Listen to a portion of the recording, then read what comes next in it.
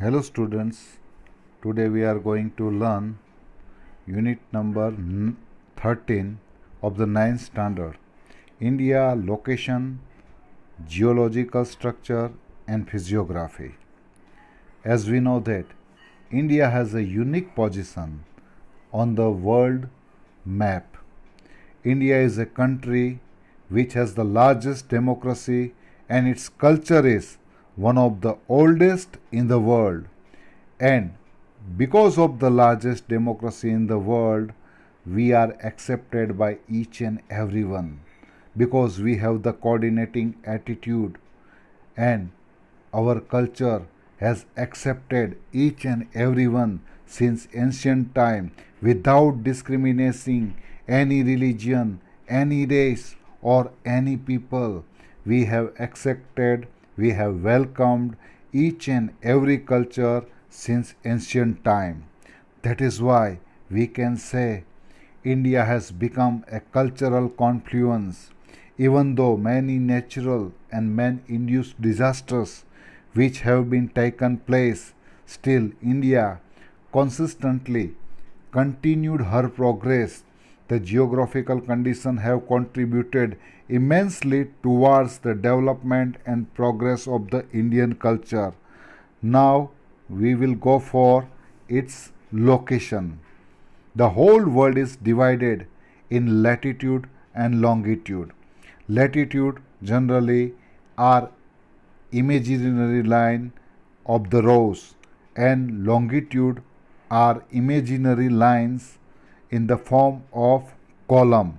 So whole world is divided in northern hemisphere and southern hemisphere.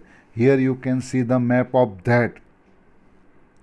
And geographically, India lies in the northern hemisphere. It extends up to the southern part of ancient continent. The span of the mainland of India extends from 8 4 north to 37 6 north latitude and from 68 7 east to 97 25 east longitude. The Tropic of Cancer, which is located at 23 and half north latitude, which divides the country approximately in the two parts and passes almost through the middle of India. So you will have to memorize Tropic of Cancer 23 and half, which divides the whole country in two parts and also passed through Gujarat. And in the north part, we will have Great Plains of Ganges, Himalayan mountain systems also located in this part. And as far as the south part is concerned, in this particular part, we will have triangular shape and tapers towards the south. And this is basically a part of the peninsular plateau, which includes eastern coastal plains and the narrow western coastal plains. Latitudinal as well as latitudinal extents of India are almost equal. So, island groups of Lakshadweep and Andaman and Nicobar are also in south part. Here you can see in the map the length between Kashmir to Kanyakumari, means from the north part to the south part, is 3214 km, and the width which we can consider from east to west. West means Gujarat and east means Arunachal Pradesh is 2933 kilometers. So it is a big distance. So the time zone is also complicated. So there is a difference of the 2 hours in the local time between the two extreme places, starting from Gujarat in the west up to the Arunachal Pradesh in the east, due to the longitudinal difference. So we can say there is a sunrise in the Arunachal Pradesh. At the same time, there is a night time in Gujarat.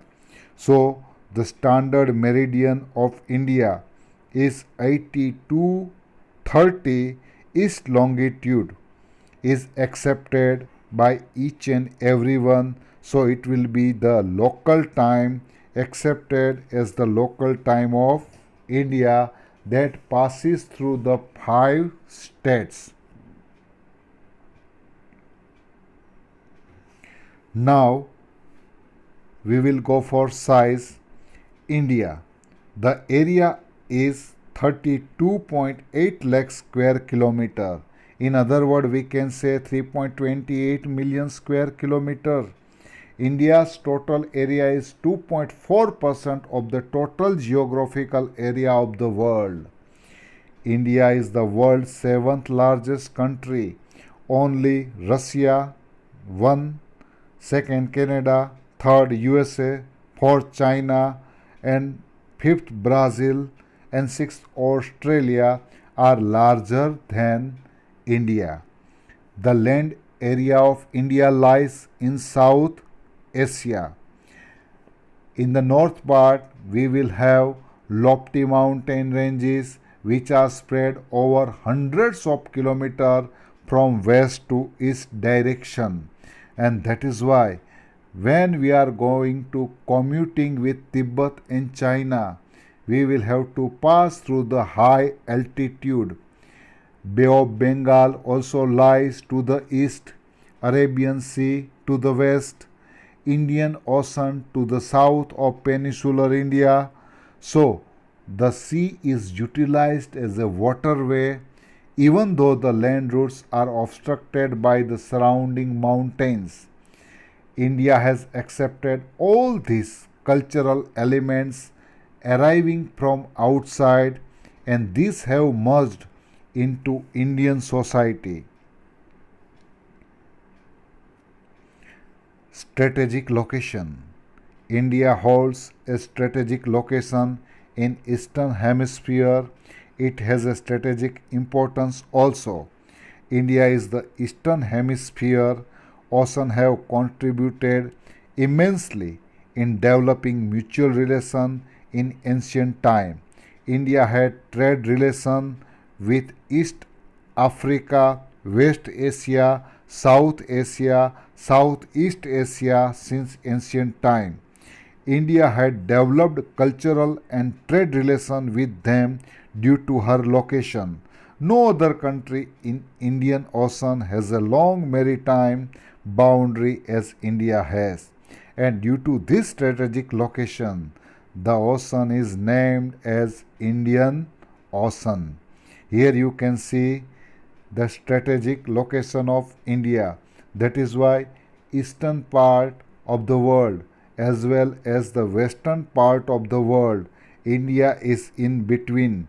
Location of India across the international waterway is also important. And after the opening of the Suez Canal in 1869, the distance between India and Europe has reduced by 7,000 kilometers. So again you will have to memorize, because of the opening of Suez Canal, the distance 7,000 kilometers was decreased between India and Europe. Sea route connecting East and Southeast Asia and Australia to Africa and Europe pass through the Indian Ocean. The Circum-African Waterway, Suez Canal Waterway pass by India. Canada and USA can be reached through the same waterway via Strait of Malacca and Pacific Ocean. India has contact with the many countries since centuries. Goods, ideas were being exchanged since ancient times, and so concept of the Upanishads, stories of Ramayana, stories of Panchatantra, even the medical science have been reached in each and every part of the world. Even the Indian numerical figures, even our decimal system could reach many parts of the world. and India has an important location in South Asia. And we have 28 states and 9 union territories in India.